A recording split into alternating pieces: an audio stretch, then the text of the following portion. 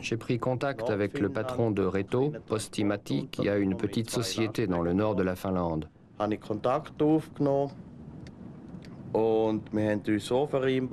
Et nous avons décidé de partir ensemble en Russie, au Kazakhstan, à la recherche de Reto. Nous pensions qu'il lui était arrivé un accident.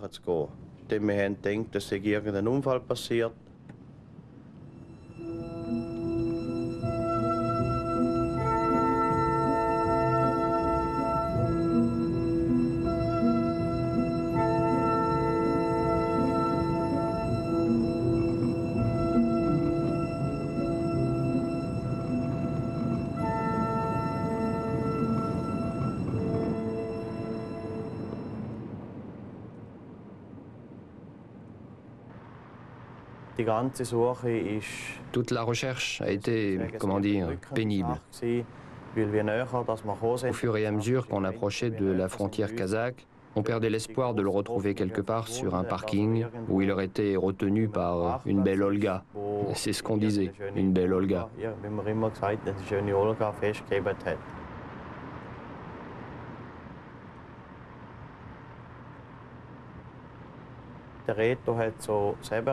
À cette époque, Reto avait une copine à Samara. Et sur ce plan-là, je connaissais bien Reto. Il était vraiment amoureux de cette fille.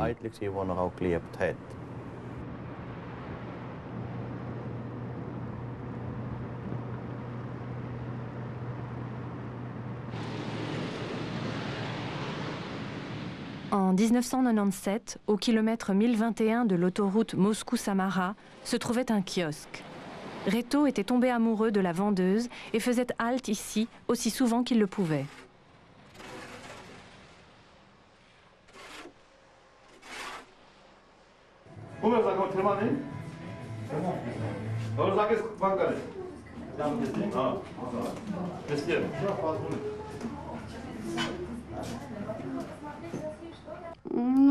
Je ne peux pas dire que c'était très fréquent, bien que pour des routiers, c'était probablement le cas. Ils venaient 2 ou 3 fois par mois, parfois une seule fois.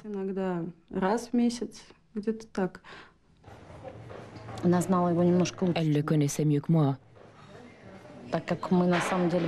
Nous étions seulement de bonnes connaissances. Leur relation à eux était un peu différente.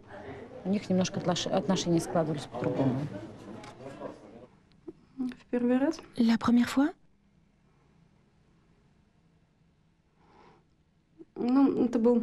C'était un homme très gai, très sociable, très chaleureux.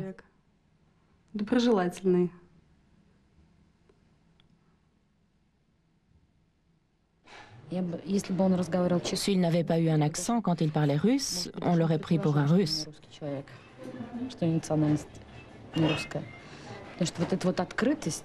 Cette ouverture vers les autres est plus typique de notre nature. Quand nous nous sommes rencontrés la première fois, nous faisions des gestes pour nous parler. Mais nous nous comprenions. Ensuite, il a fait des progrès en russe. Parfois, c'est moi qui parlais en anglais.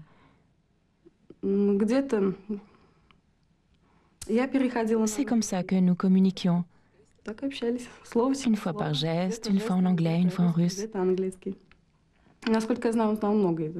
Il parlait plusieurs langues. Une fois, je lui ai demandé, et il m'a répondu qu'il aimait ce métier. Découvrir de nouveaux lieux, de nouveaux pays, de nouvelles personnes. Explorer le monde de cette manière. Ça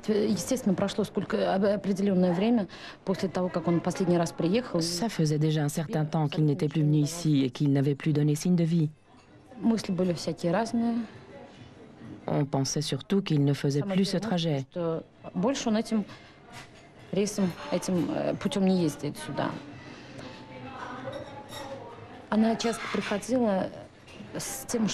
Elle me disait souvent qu'elle avait rêvé de lui, que c'était des rêves étranges dont je ne me souviens pas exactement.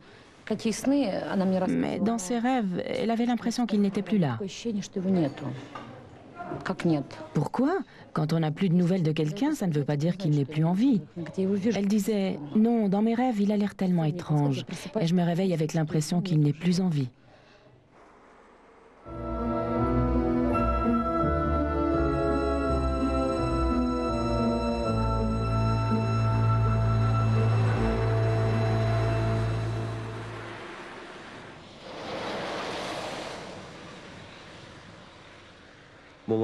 Quand on a fait notre première route ensemble jusqu'à Moscou, il m'a dit qu'il s'était imaginé quelque chose de tout à fait différent. Il pensait que ce serait beaucoup plus dangereux, qu'il y aurait des bandits et des escrocs partout sur la route, alors qu'en fait il n'y avait rien à part des babouchkas, des chats et des chiens.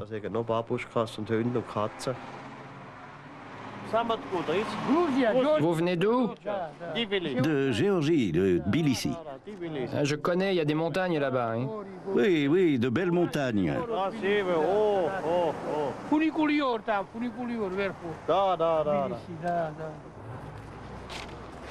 Vous allez où? À Tcheliabinsk.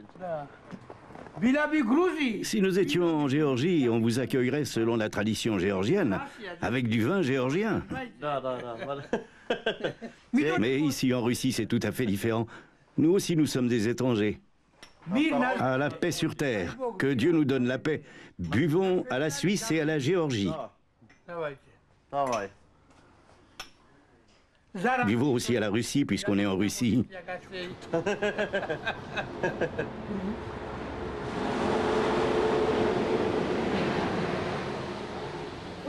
На память что-нибудь купите, а? Что? Мягкую игрушку. Знаете, Это как что? поет она? Сколько там стоит? 250. Да. Смотрите, Это как какая бэйби. Это Да. как бэйби. Да. Маленький девушка.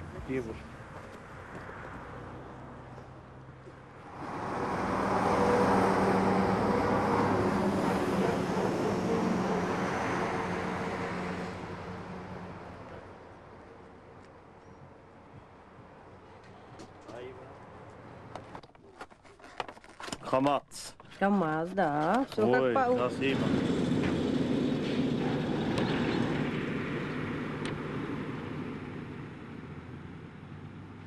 Die Jungs da, die haben schnell gewusst, was man braucht. Les gars ici ont vite su de quoi nous avions besoin. Beste Zeiten sind wir Au manchmal. meilleur moment, il pouvait y avoir jusqu'à 10 camions finnois ici le même soir.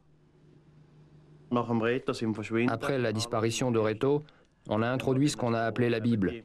Sogenannte Bibel eingeführt. C'est un journal de bord sur lequel on avait écrit Und da « Journal des routiers finnois ». Suomalaisten Veuillez écrire où vous allez, quelles sont les conditions sur la route et toute autre information particulière. bitte schreiben die, wohin das ihr geht, was für Strassenverhältnisse gewesen sind und einfach Spezielles. Und dann sehen wir der erste Le premier a écrit le 27 novembre 1997, 1997, also environ un mois après la disparition de Reto. verschwinden. Der Mauka Maoka se rend au Tadjikistan, Mika à Tashkent und der Jorma. et Yorma au Kyrgyzstan. Et en dessous, on peut lire « C'est l'hiver, les routes sont normales, pas eu de problème, moins 7 degrés ». C'est toujours intéressant et ça l'est encore aujourd'hui de voir qui était là quand. Zum Lesen und schauen, wenn das mal da war, wer alles da war und anhand von der Schrift. Et d'après l'écriture, on voit aussi si ça a été écrit après la première vodka ou alors le lendemain matin ou bien le soir même dès l'arrivée. Am Abend, wo man angekommen ist. Tschüss. So gut. Le désert de Gobi, une caravane de chameaux. C'est pourtant les pays baltes. И машина Posti. Le camion de Posti, le même que Reto. Там другой этот, как Reto-машина. Pour la fin de l'année, on devait recevoir un nouveau camion. On l'aurait donné à Reto car on savait que c'était un bon conducteur et qu'on pouvait lui confier un nouveau véhicule.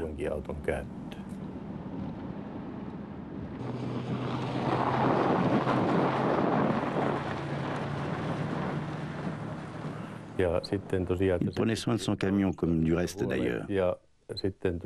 Il parlait plusieurs langues et s'en sortait partout où il allait. En Russie aussi, il réglait tout sans problème. kieltä ja se pärjäsi tosiaan joka paikassa hyvin. Että sillä oli aika helppo toimittaa kaikki asiat sillä Venäjän puolellakin.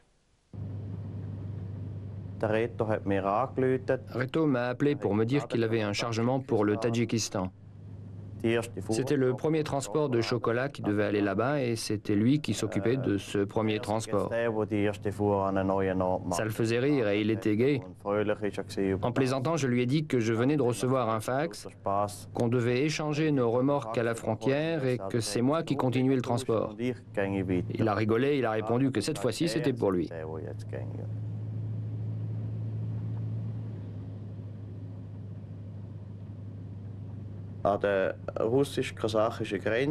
À la frontière russo-kazakh, on a demandé à la douane si son camion avait passé la frontière pour la Russie et à quel moment. Ils nous ont répondu que son véhicule n'avait pas été enregistré.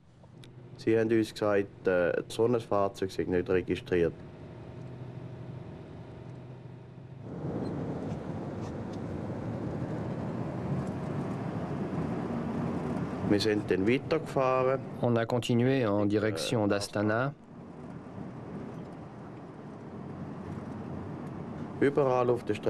Partout sur la route, on a montré des photos de Reto et du camion, mais personne n'avait rien vu ni rien entendu.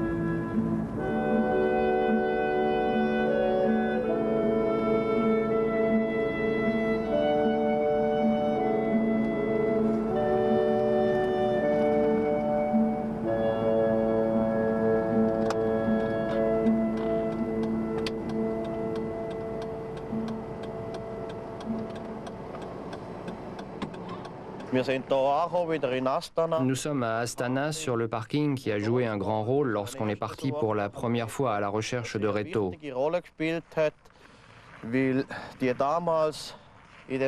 La femme qui travaillait à l'époque au restaurant nous a fourni de nombreuses informations.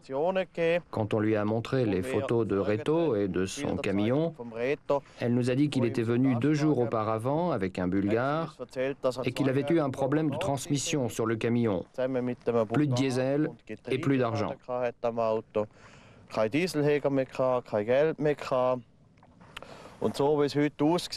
Aujourd'hui, il ne reste pas grand-chose du parking. À l'époque, dans la cour intérieure, il y avait des camions partout.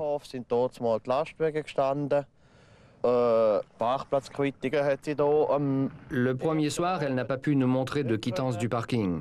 Mais le deuxième soir, quand on est revenu, elle avait les quittances.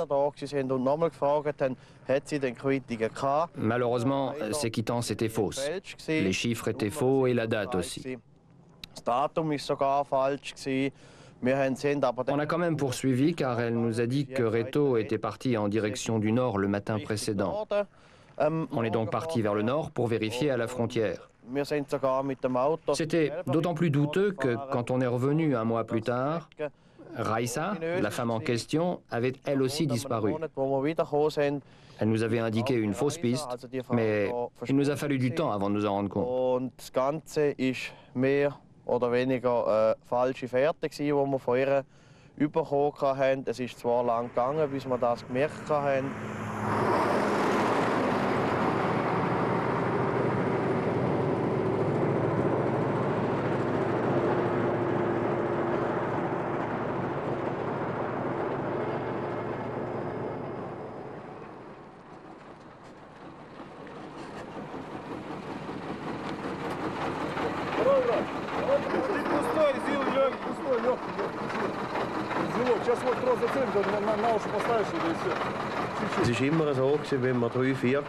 Quand on était 3 ou 4 et que l'un de nous avait une panne quelconque, l'autre le savait. On se complétait ou on s'entraidait. En Europe, justement, ça n'existe plus. C'est toujours go, go, go, le stress. On est tout seul dans un système, alors qu'ici, on est tous ensemble dans un système. Alle zusammen ein System.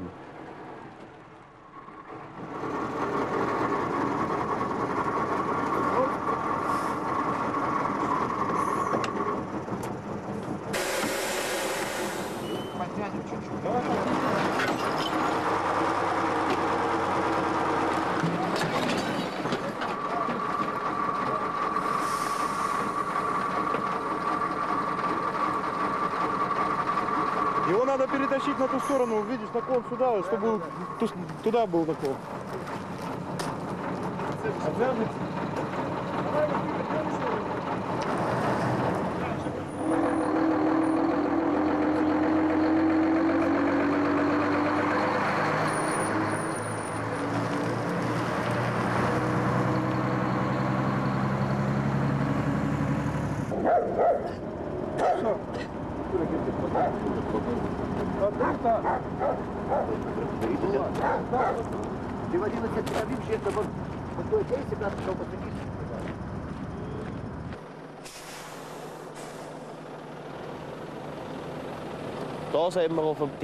Là, nous sommes sur le parking théière de Balkach, où Reto a été vu vivant pour la dernière fois dans la nuit du 23 au 24 octobre 1997.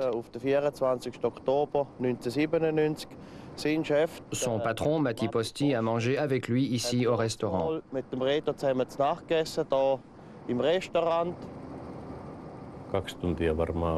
sommes restés au moins 2 heures ensemble. Et nous avons parlé de tout, de son trajet jusqu'ici et du nôtre.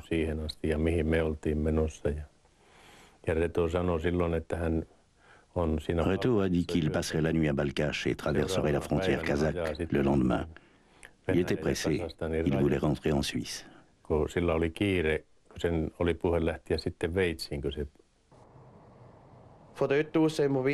De là, on est allé à Almaty, au consulat suisse, où on a officiellement déclaré la disparition de Reto.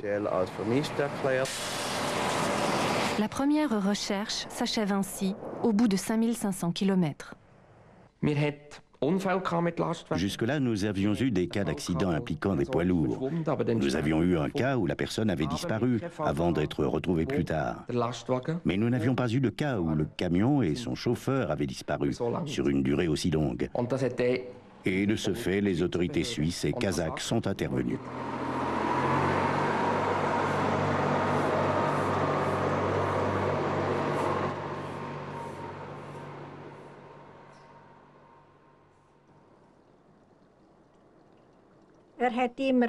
Il appelait toujours quand il partait. Il disait « Je repars pour 3 semaines. Je vous téléphonerai quand je serai de retour. »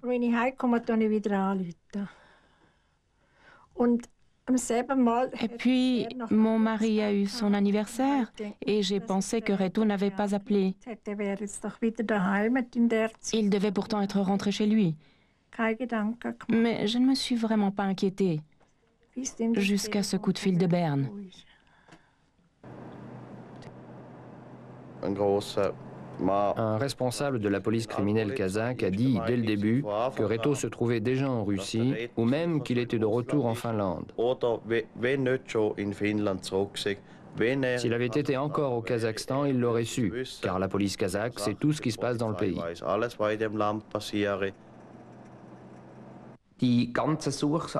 Le travail de recherche s'est étalé sur des semaines, des mois et même des années, comme nous le voyons. Parce que nous n'avons jamais pu nous expliquer clairement la disparition de M. Bentley. Nous craignons qu'il s'agisse d'un acte criminel. Mais tant que nous ne pouvons pas le prouver, nous avons toujours l'espoir de retrouver nos concitoyens suisses.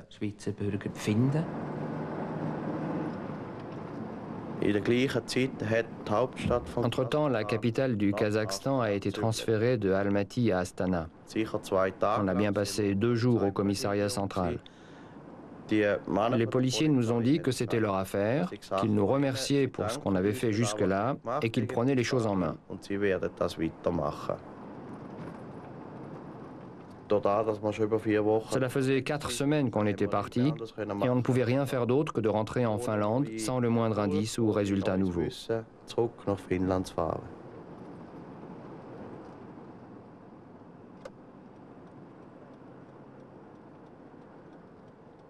Le 23 décembre 1997, on nous a appris que le camion avait été retrouvé carbonisé. J'ai compris alors que Reto ne reviendrait jamais.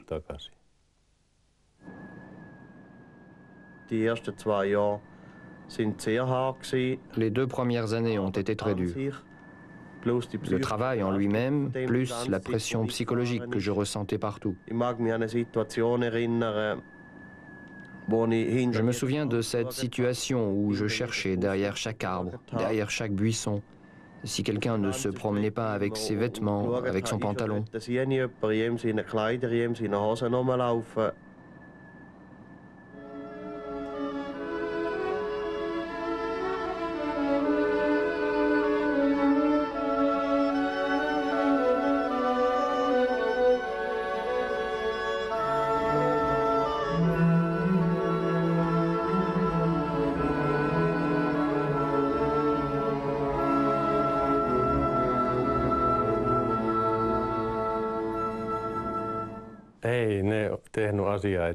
Ils n'ont rien fait, rien du tout. Nous avions raconté à la police que le camion recherché était exactement pareil que le nôtre, juste avec des plaques différentes. Nous voulions voir s'il l'arrêterait.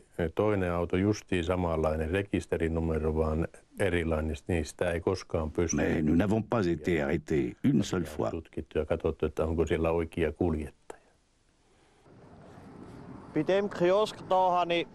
Quand on a distribué les affiches avec l'avis de recherche, je me suis arrêté ici et j'ai montré l'affiche. Ils l'ont regardé et ils ont vu qu'il y avait une récompense. Ils m'ont demandé combien je pouvais leur donner immédiatement s'ils me racontaient quelque chose. J'ai remis l'affiche dans mon sac, j'ai fait demi-tour et je suis reparti.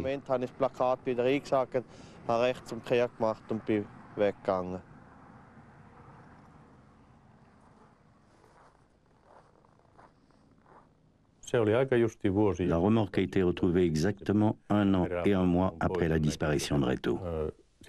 Mon fils avait eu un accident grave. En rentrant en Finlande, il a aperçu la remorque de Reto. Le patron de cette société de transport a été arrêté. Au moment de la disparition de Reto, il avait déménagé de Petropavlovsk au Kazakhstan à Krasnodar.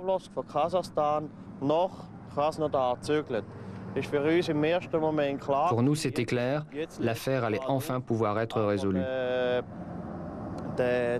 Il était en prison à Petropavlovsk depuis 1 an et demi. Il était connu des services de police pour trafic de voitures et vol. Et c'est lui qui a donné le nom de Zastavski.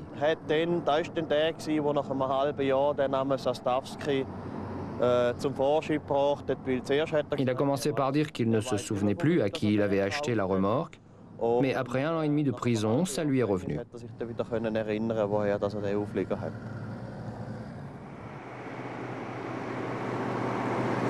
Roman Zastavski se trouve en détention préventive à Lipetsk, à quelques centaines de kilomètres au sud-est de Moscou. Zastavski est marchand de peau et de viande, un homme relativement aisé qui a développé ses activités sur le marché gris de l'économie. Les faits qui lui sont reprochés ne concernent pas l'affaire Bentley. Il est accusé d'avoir participé au meurtre des 4 membres d'une famille. L'avocat général, la police ainsi que la presse, qui a publié d'innombrables articles retentissants à son sujet, voient dans ses origines tziganes une preuve supplémentaire de sa culpabilité. Pour Zastavski lui-même, le fait d'avoir été en possession de la remorque de Reto relève tout au plus d'une affaire de recel et non d'un acte criminel.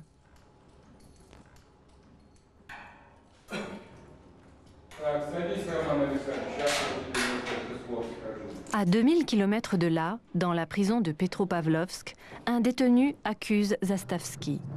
Contre lui non plus, aucune plainte n'a encore été déposée dans l'affaire Bentley. Dans ces pays-là, quand les policiers veulent savoir quelque chose, ils emploient d'autres moyens que chez nous en Suisse. Je pense qu'ils respectent un peu moins Amnesty International que nous. Ils parviennent à obtenir plus d'aveux, mais en utilisant d'autres méthodes.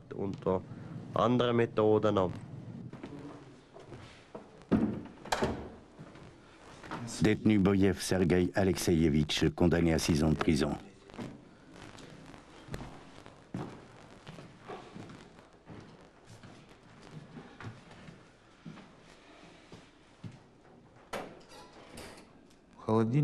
Zastavsky avait besoin de la remorque frigorifique. Je croyais qu'il allait régler la question autrement. Je ne pensais pas que ça tournerait comme ça.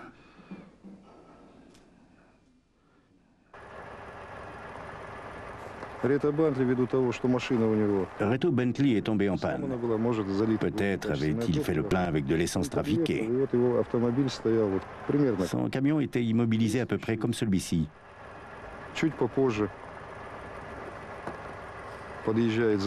Peu de temps après, Zastavsky et Boyev s'arrêtent à côté du camion.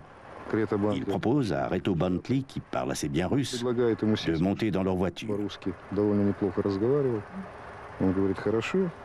Reto Bentley accepte sans se méfier. Ils s'en vont aussitôt en empruntant cette route en direction de la forêt.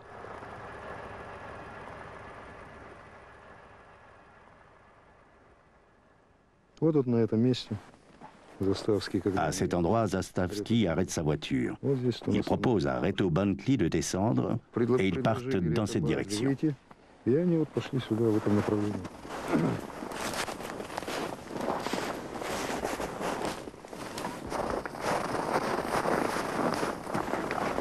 Le commissaire Poniatov de la police criminelle de Petropavlovsk est chargé de l'affaire Reto Bentley. Son désir de mettre enfin un point final à cette affaire après 4 ans est manifeste.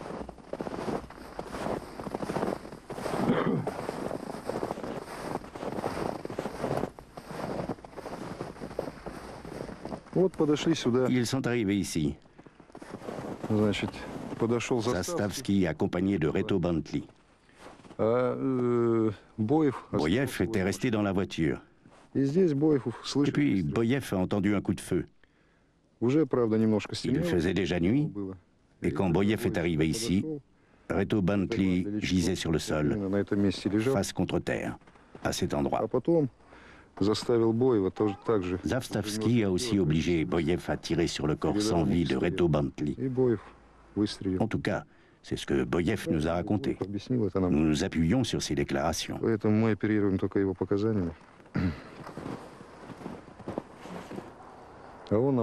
Il a commencé par nous montrer cet endroit, mais quand nous avons dégagé la neige est ici très haute, environ 2 mètres, il nous a montré cet endroit-là.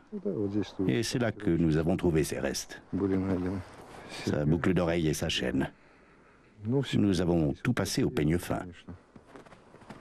C'est à cet endroit que fin juin 2001, le corps de Reto Bentley est découvert.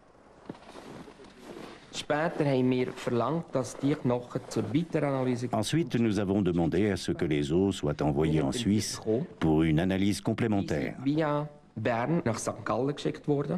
On nous les a donnés, ils ont été envoyés à Saint-Gall via Berne. Le laboratoire a effectué des analyses de l'ADN. Cela a pris 4 ou 5 semaines, car ils ont procédé à plusieurs tests pour être totalement sûrs. Les résultats sont fiables à 99,9%. Il s'agit bien du corps de Reto.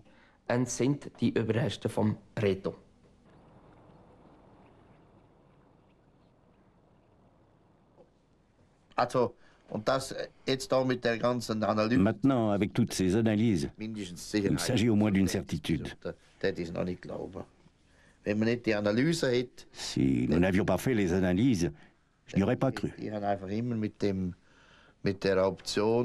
Moi, je m'étais fait à l'idée de 50-50. Oui, c'était un peu ma religion. 50% de chance qu'il soit en vie, 50% de chance qu'il ne réapparaisse jamais. C'est pour ça, je dois l'avouer, que je suis presque surpris en bien que les os aient été retrouvés et qu'il ait été prouvé que ce sont bien ceux de Reto.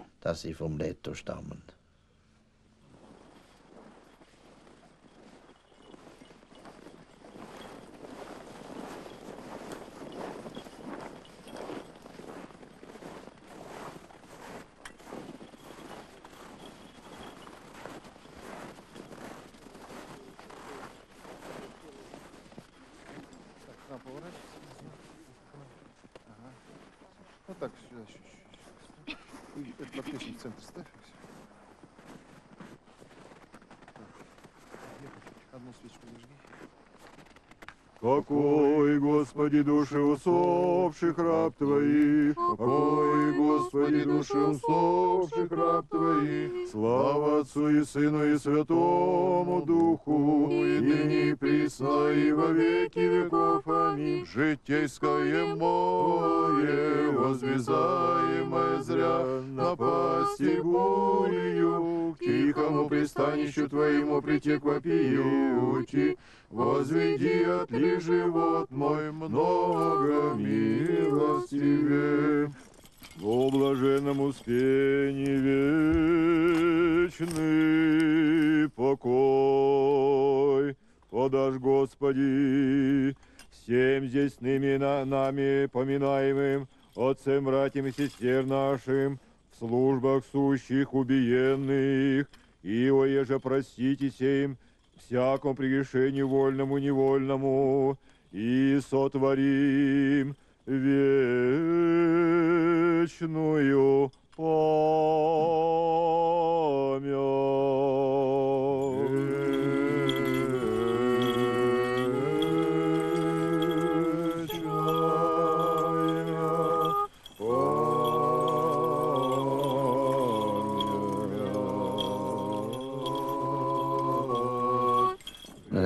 Reto était le plus jeune.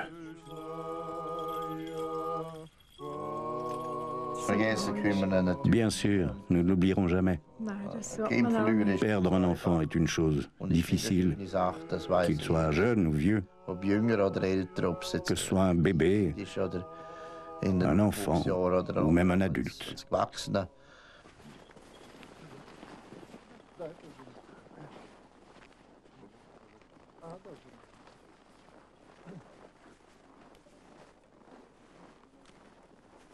Дорогие североказахстанцы, сейчас мы отслужили Citoyens du Kazakhstan, просьбе родственников, nous venons de célébrer un office à la mémoire de Reto 3 Bantli, лет назад в qui a нашей été tué dans notre pays il y a 3 ans, панихиду mais aussi à la mémoire de tous ceux qui ont trouvé une mort violente водителях, dans la force de l'âge, которые au cours de leur во время voyage sur la своих route. транспортных путешествий подверглись насилию и были лишены жизни внезапно, скоропостижно, в расцвете своих сил и лет. Sur les routes de notre grande Часто проезжая circonscription, по дорогам de области, nombreuses croix et autres symboles signalent les lieux кресты, où памятные nos знаки, concitoyens sont morts. другие стелы, установления, Mais которые aujourd'hui, на могилах nous évoquons la mémoire d'un être сограждан. venu d'un autre pays Но сегодня мы вспоминаем et qui a trouvé la mort chez nous. человека, который погиб, проезжая из Je другого. m'adresse à la famille de Reto Bantli. Хотел обратиться к L'existence родственникам. d'un être ne s'achève pas, heureusement, avec sa vie terrestre. К счастью, Bien qu'il ait eu une mort cruelle, жизнью je suis convaincu que le Seigneur est miséricordieux, человека. qu'il accueillera son âme, séchera les larmes Я верю, et consolera tous ceux qui le pleurent что aujourd'hui. Господь милосердный примет его душу, отрет слезу и утешит всех людей, которые скорбят по этому поводу.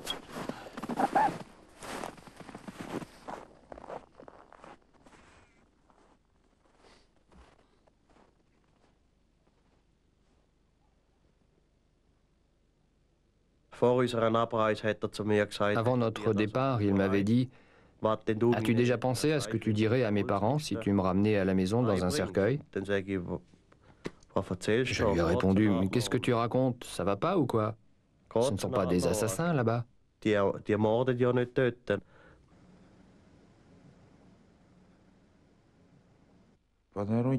Nous allions à Kopchetau. Nous avons vu un poids lourd étranger avec une remorque frigorifique. Nous sommes passés devant et Zastavski a dit « Arrêtons-nous à côté ».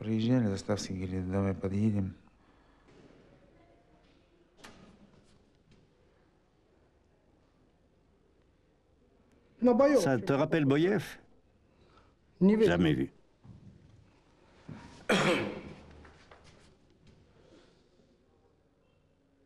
Nous nous sommes approchés. Le chauffeur a fait le tour de son camion. Sastavski lui a adressé la parole. Je ne sais rien. Qui l'a obligé à m'accuser, moi? Et sous quelle pression a-t-il été obligé? Il n'y a pas eu de violence. On lui a juste dit qu'on voulait lui parler. On discute et on te ramène. Nous n'avons pas beaucoup roulé, moins de kilomètres. Je suis resté dans la voiture. Les deux autres sont sortis pour discuter. Et puis, j'ai entendu un coup de feu. Quand je suis sorti de la voiture, Zastavski était déjà de retour. Je lui ai demandé pourquoi il avait tiré. Il m'a répondu « Ça ne te regarde pas, ferme-la ». D'après ce que je sais de Boyev, c'est un type plutôt simple. Il n'est pas méchant. Je savais qu'un jour ou l'autre, ça se saurait, mais je devais me taire.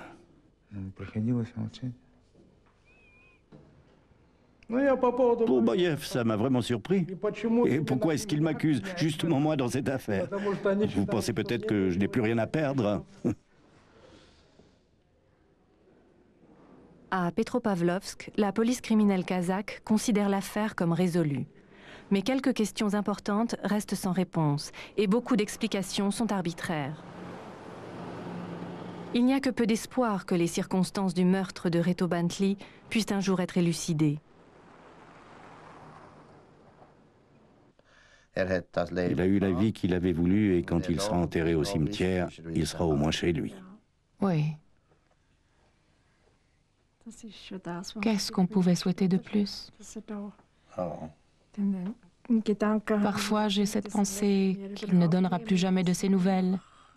Nous ne l'entendrons plus jamais.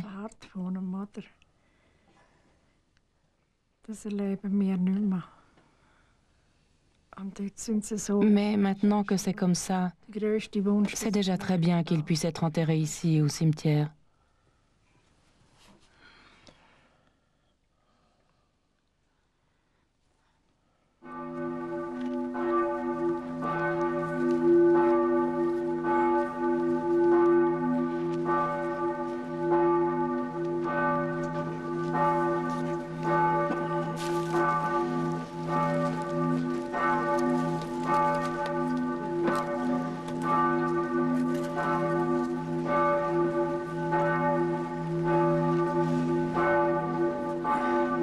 Pour l'enterrement de Reto Bentley, de nombreux amis et anciens collègues sont venus à Mayenfeld, dans les Grisons.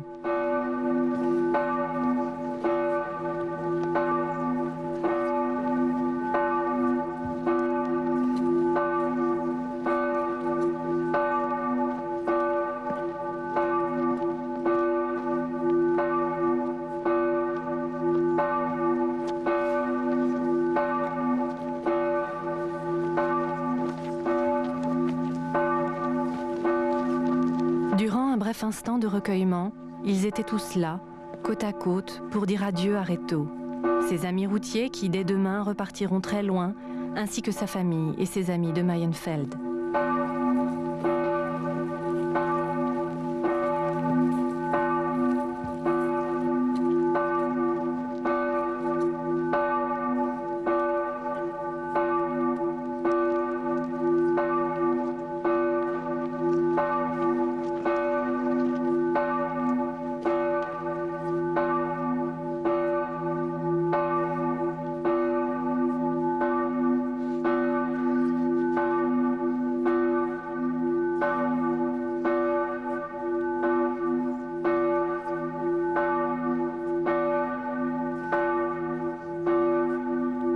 Leurs pensées sont avec Reto, qui était parti avec tant d'espoir à la découverte du vaste monde.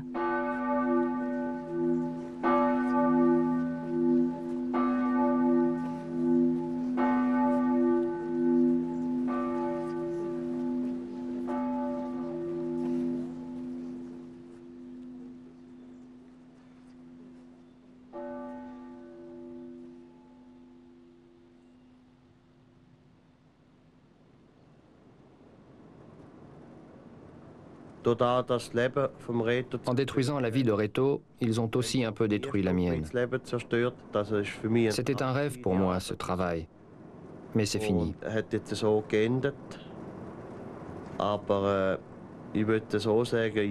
Mais je pense quand même qu'un jeune qui a un rêve doit absolument le réaliser. Il ne doit pas se laisser intimider. Si ça va 100 fois, ça va 1000 fois. Si par peur il ne le fait pas, il sera malheureux toute sa vie. Parce qu'il n'aura pas essayé. Parce qu'il ne l'aura pas fait.